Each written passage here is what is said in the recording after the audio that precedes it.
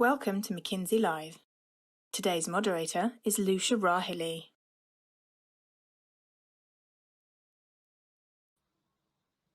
Hello and welcome to McKinsey Live. I'm Lucia Rahili, McKinsey's editorial director, and your host for today's event, The Economic Potential of Generative AI. Before we start, quick note on this series of live events. Our goal is to give you a chance to engage with our latest research, and obviously asking questions is a big part of that. So if you are registered for this event, please feel free to use the Q&A bar that's at the bottom of your live stream to ask whatever's on your mind. We actually have quite a large audience today. Obviously, tremendous interest in this topic. We won't get to every question, but we will do our best to answer a selection of your questions either at the end or as we go. So in November of last year, Gen AI exploded into the headlines. It seized the public imagination and it really transformed the conversation about work as we know it. Gen AI has inspired both wonder and fear. It's novel, it's useful, it's fast, it's fun, and it's frightening all at the same time. But what does it really mean for leaders around the globe? Here to share insights from our new research on Gen AI are two of our leading experts, Lareina and Michael Chui. Lareina is a senior partner in the Bay Area. She is at the heart of McKinsey's work on tech and AI. She is the chair of the McKinsey Technology Council, which convenes leading experts of a variety of stripes, scientists, entrepreneurs, researchers, executives, and so forth, to debate and to provide counsel on how to navigate our increasingly fast-changing tech landscape. And obviously, Gen AI is a case in point. And Michael is a partner at the McKinsey Global Institute, where he leads research on the impact of disruptive tech and innovation on business, the economy, and society. Michael publishes all the time, frequently, on a wide range of topics, including analytics, IoT, robotics and automation, biological technologies, and of course, artificial intelligence. Lareina and Michael are also two of the authors of our recently published special report, The Economic Potential of Gen AI, the Next Productivity Frontier, which you can find now on our website. It's the #1 trending insight on our homepage, mckinsey.com. So take a look there. And Lareina and Michael, welcome back to McKinsey Live. Thank you for having us. Let's start with some context. There has just been so much buzz about Gen AI and its revolutionary potential. It feels really important to start by grounding ourselves in a common understanding of that term. So, Lareina, talk to us. What is Gen AI specifically, and how does it fit more generally within the AI ecosystem?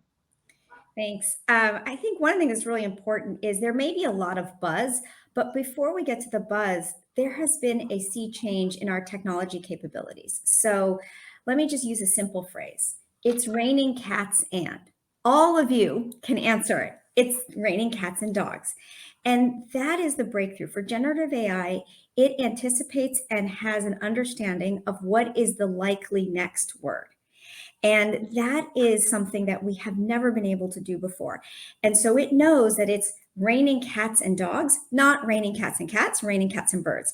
And it has actually gone through that. And then underneath it, it's powered by a large language model or foundation model, which think of that as just like, to be very technical, a gajillion million pieces of data. But really what that is sourcing from everything that you see on the internet, Wikipedia, Reddit, thousands, millions of books, all of that has been put into these models, and then the generative AI piece is what allows you to access it. Now, one of the things that is so amazing about this is a technology about asking questions. And so maybe the first thing is, what kind of questions can you ask? You can ask questions for it to help you with text summarization. So for example, I think the first image here was generating marketing or social media copy. It can give you a great first draft of a marketing campaign. So that is taking a lot of information, summarizing. The second thing it can do is it is fantastic with images. It can help edit images. It can create images. You can say, I would like a painting in the style of Picasso, but with reds and showing the spirit of Taylor Swift. Now, you probably don't want to put all those things together, but my teenagers do, and it can give you visuals, and it can give you several of them. The third thing it can do is it can help with some of the things that we spend an enormous amount of time on. So think about the drug discovery process and think about us all coming out of COVID. It takes years and years to come up with drugs. The generative AI capabilities can help speed that up in terms of the analytics and the data and information sourcing it can do. The last thing, which is probably the thing that almost everybody has seen, is code.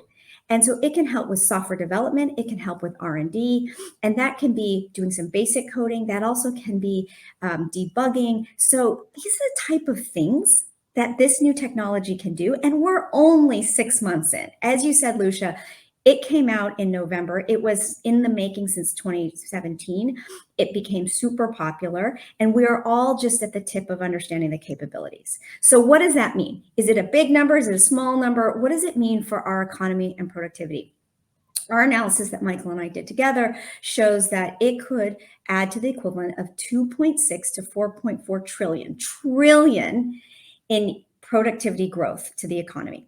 And the way that we got there, not to give you the whole thing, but we looked at use cases. We looked at 63 use cases in the business sector that lead to an economic outcome. And of those, and through that analysis, this is the size. And I mean, it's an enormous amount. So the bottom line really is that it can actually drive out our productivity frontier. And that is a lot of growth in banking, in insurance, in retail, in our local economies that we sorely need.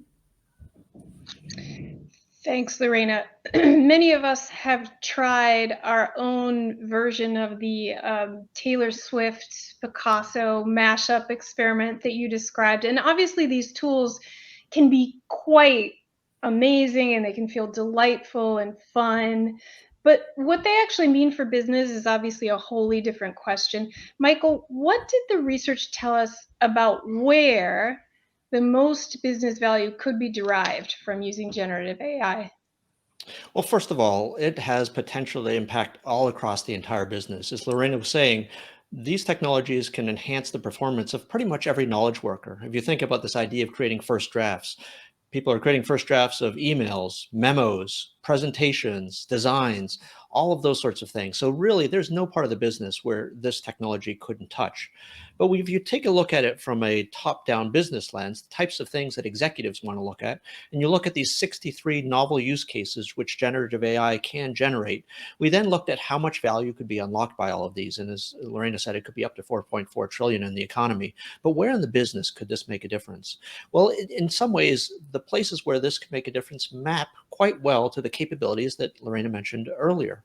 So take, for example, 1.2 trillion, in marketing and sales, this ability to create personalized marketing, one-to-one segment of one marketing, to millions of consumers, or in fact to create brand marketing, a script for an advertisement, for instance, or the underlying soundtrack to something like that. All of that goes into marketing and sales, or a script for a salesperson to take to a prospect.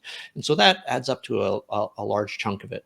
That, by the way, there are 4 areas which can take up the large, roughly 3/4 of the impact that these use cases can generate. By the way, a quarter of trillions of dollars is still huge as well, right? So we're not leaving any part of the business out, but there is concentrated impact in these 4 areas. So one of them is in marketing and sales. The second one is in software engineering. Lareina made reference to the fact you can ask these machines, these generative AI systems, to write computer code for you. And what we all know, I mean, a number of us who are based in the Bay Area know there are a lot of companies around here that write software, but it turns out the phrase is software is eating the world. There's almost no company that isn't starting to write software now. Banks have a whole bunch of software. Consumer companies have millions of lines of code. And so if you have this ability, which again, both our research, our experiments, as well as others have shown, to increase the productivity of software engineers by 20, 30, 40, 50, maybe even higher percentage points, that can unleash a huge amount of value because the world needs more software. I don't think we're actually going to lay off 30% of our software engineers. We're going to have all of our software engineers doing more. Then in customer operations, as Lareina mentioned, this idea of these systems can be conversational. They can have a conversation. They can provide customer support. And that's both external customer support to quote unquote real customers that pay, but also internal. We all have IT help desks that we call when we have problems. We all have HR. Again, huge amounts of potential could be unleashed there. And then I think that the least recognized potential, Lareina made reference to it with the idea of creating molecules in pharma, but the ability to use generative design in R&D. Again, first drafts of designs, and these could be electrical circuits, they could be pharmaceutical compounds, they could be the design of a computer. All of those things can be unleashed and give your designers superpowers. And again, there's potential all across the business. I just mentioned four where there's the most concentrated value that can be unlocked from generative AI. But again, there's almost no part of the business that couldn't be enhanced through these technologies. Amazing. So, Lareina, in the past, when we've analyzed how new technologies are transforming work, we've seen pretty consistently that there's been disproportionate impact on lower wage workers. So, factory workers whose jobs might change or end due to automation, for example. This new research suggests the opposite, that Gen AI will actually have the biggest impact on the other end of the wage spectrum on knowledge workers. I find that so interesting and also obviously scary. What questions should business leaders and the rest of us ask ourselves when we're adopting Gen AI into our daily tasks? Well, first, don't be scared. Second, I think you kind of explained this. Is if we think about the waves of productivity, many years ago, decades ago, the first wave was around labor, physical labor, and the idea that we could provide tools to humans so that that physical labor could be done more efficiently. And in some cases, you didn't need as much physical labor. Then we moved to kind of transactions and how do we actually automate those? And that's been a lot of what we've been working through and actually benefiting from over the last couple of decades in our global economy. This is the next frontier. This is the knowledge work. This is the work in terms of words and questions and information and data. And how do you actually put that in a way where, as Michael was saying, you get drafts of things? And this is why our thesis is that generative AI, because it touches knowledge work so well, in terms of image, in terms of summarization, in terms of coding, in terms of research and design, this is a superpower. These are like superpower backpacks that we can give people in the workforce today. And the reason why that's really important is a lot of people think about these type of automation technologies and they will say, well, that must mean that those are the number of jobs that go away. And one of the things I think is really important is that that is not a foregone conclusion. What we've looked at in this research is that about 70% of the workforce globally have the potential to see about 50% of their activities automated, particularly, Lucia, as you said, the knowledge workers. So a nice simple way of thinking about that is I'm a knowledge worker and I could see about 50% of productivity surplus over the next decade or so in terms of the work that I do every day. And the reason I said it's not a foregone conclusion that my job or your job goes away is now we have a leadership decision. What do we want to do with that productivity surplus? We could drop it down to the bottom line for productivity, for the CFO, for our shareholders. But we could also actually give that time back to people and they can spend their time differently. There are lots of people who believe that a 4-day work week is actually a more healthy way of thinking about things. Another hypothesis, and this is my favorite, is that you could actually take that time back and reinvent and reimagine how some of these jobs work. So a lot of these jobs are where you're spending lots and lots of time summarizing. To Michael's example about customer service, you're spending all this time gathering information. You don't spend as much time at the thing you're really good at, which is the amount of time you spend with actual customers and that human interaction for which machines can't get rid of.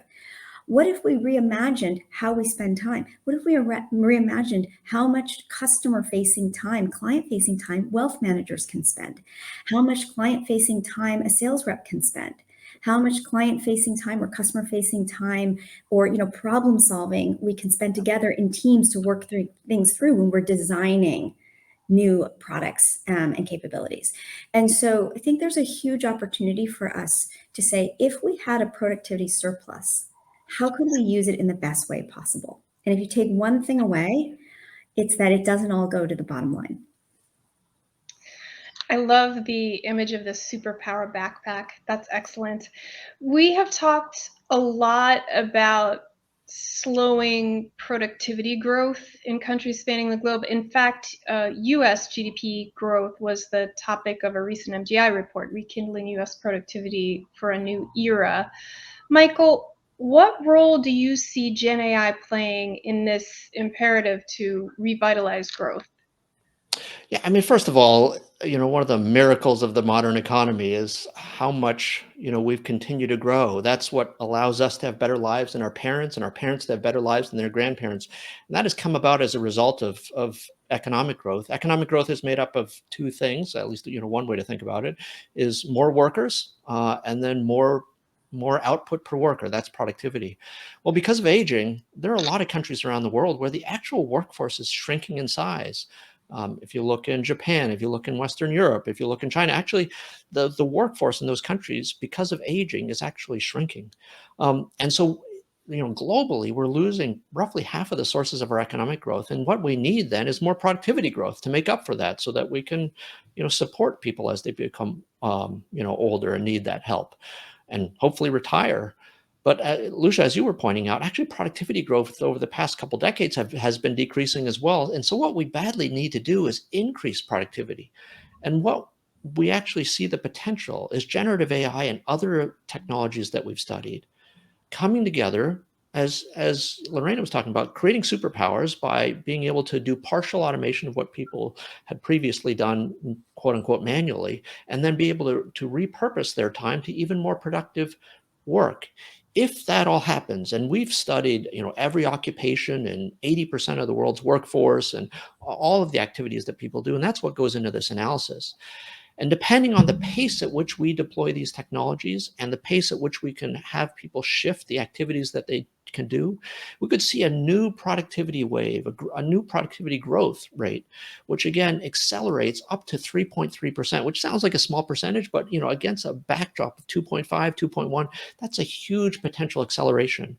And so to a certain extent, I'm worried that we won't deploy these technologies fast enough and transition people's work fast enough so that we'll be able to make sure that our kids have better lives than we do. But if we do, then this has great potential to increase economic growth and be able to provide more sustainable and inclusive economy for everybody. Thanks, Michael. We have gotten so many questions here from the audience. And Lareina, we have a question here that makes a very nice segue to the next slide. It's on where we expect Gen AI to be put into use most quickly. So which industries stand to benefit the most from Gen AI? So first, Lucia, all industries stand to benefit. So if you take that 4.4 trillion and you break it down into all the industries, you will see that everyone has something to gain. But I think one of the things that gets highlighted is where are the biggest bubbles, so to speak? Where are the industries that will see the most pop? I just want to make a call for the industries that will see a pop, because sometimes 50 billion isn't something to kind of dismiss. So, but to go back to the question, the three industries where we see enormous amount of potential is retail, CPG, banking, and life sciences. And what's interesting about these is, obviously you can see the slide, these are huge numbers, 200 to 340 billion productivity growth in banking. I mean, that's remarkable. But the thing that I like about these three is the way in which they're going to utilize generative AI to see those productivity gains will be a little bit different. In retail and CPG, you're going to see practical things like the ability to do better inventory management and forecasting. You're also going to see better onboarding and training, especially for frontline workers.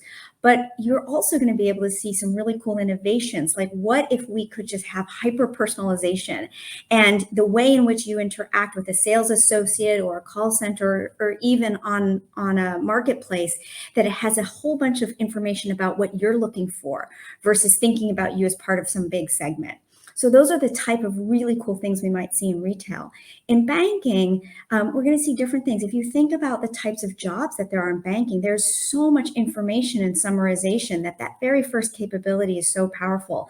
The other thing Michael said is banks spend an enormous amount of money on technology. They are software companies in and of themselves, quite frankly, and hardware engineers. And making sure that we have infallible systems, that we have safety, that we're able to catch fraud and risk. These are really complicated things. And they may not be things that are apparent to the everyday user, but we are so lucky that banks invest in this. And this is an area ripe for generative AI to be a helping hand.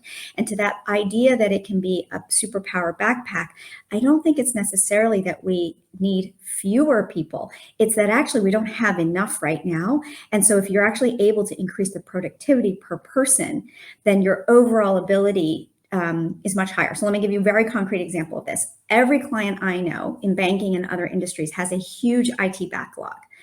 It is like the idea that you might be able to use generative AI to get through some of that so that your amazingly smart engineers can spend time on innovation. And that's a real opportunity. And in life sciences, I think Michael covered this really well when we talked before.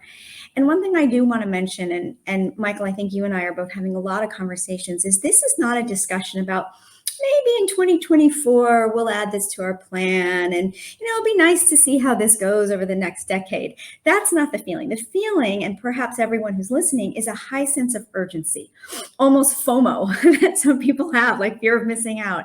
And what we see is great urgency. And I think one of the things is that we've only covered a couple points here. There are so many questions. In fact, if anything, this whole trend raises more questions about responsible AI, about implications on our environment in terms of the capacity that it takes from compute. There are all these incredibly important questions. But what I find for business leaders at the bottom line is they're saying, I've got to start leaning in and implementing this so that I can learn. This is a big enough change that I've got to get started on the journey rather than sit on the sidelines. And if I could just add too, right? I mean, just to react to like certainly there's the emotional feelings that these systems create, including FOMO, but the fact that many executives actually try these technologies, as a former CIO, like it was really hard to get a conversation about microservices architecture, but it's really easy to get a discussion about, what does ChatGPT mean for my business?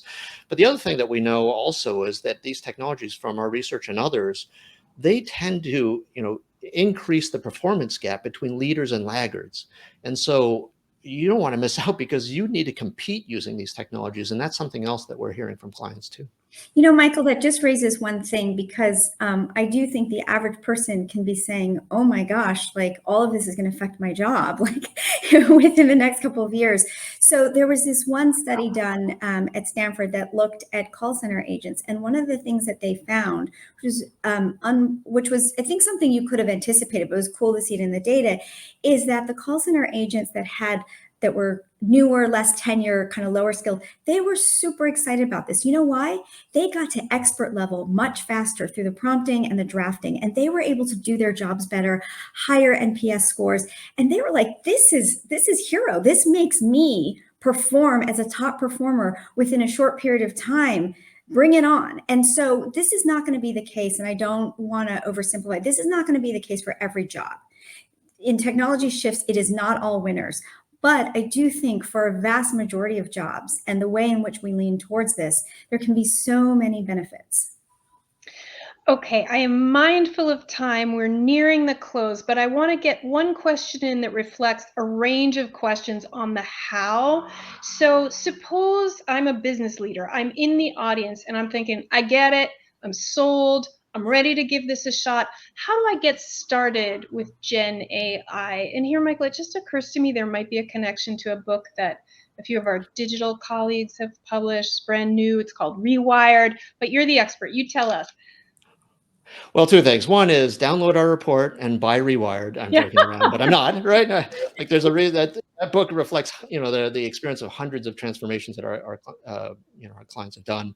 Mm-hmm. Look, in some ways, the elements that are listed in that Rewired book actually apply to Gen AI, sometimes in rather unique ways. But if you're thinking about creating a roadmap, if you're thinking about talent, your operating model, technology, data especially, and how do you scale the impact, those are the same kinds of things that we see leading clients think about in terms of how to apply these technologies. Lareina, maybe from your experience, you want to share some more. Oh, I agree. I mean, I think the way that you get started is have fun with the technology. Just like you were saying, Michael, everyone can use it. You don't need any special qualifications besides being able to ask questions. So the first thing is immerse yourself in the technology. You can become an expert. And then I think from there, it comes back to the rewired. You need to think about your strategy. In many ways, I believe that this is an acceleration of your business priorities. Think about it in that context and start to say, if these are my 2 top priorities, how can generative AI accelerate that or expand that or innovate that forward? It's a great question to start with, and then everything else will follow. And just prepare to learn. We are learning, Michael, you and I are learning every week, every 2 weeks, between technology that is shifting and capabilities to interesting use cases that we see in clients, to different types of challenges and successes. So be ready to learn. Thank you so much. This has been a great discussion. We're at time. Thank you, Lareina and Michael, for joining us today.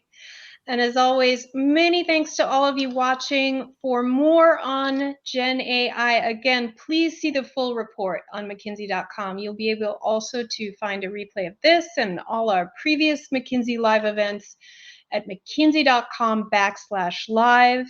And stay tuned for more on our next McKinsey Live event, which will take place in July. Brian Hancock and Emily Field are going to join us to talk about their new book, Power to the Middle, Why Managers Are Key to the Future of Work. Power to the Middle is forthcoming July 18th, but you can again find out more and pre-order it now on our website, mckinsey.com. Have a great day or evening, and see you next time on McKinsey Live. Be well.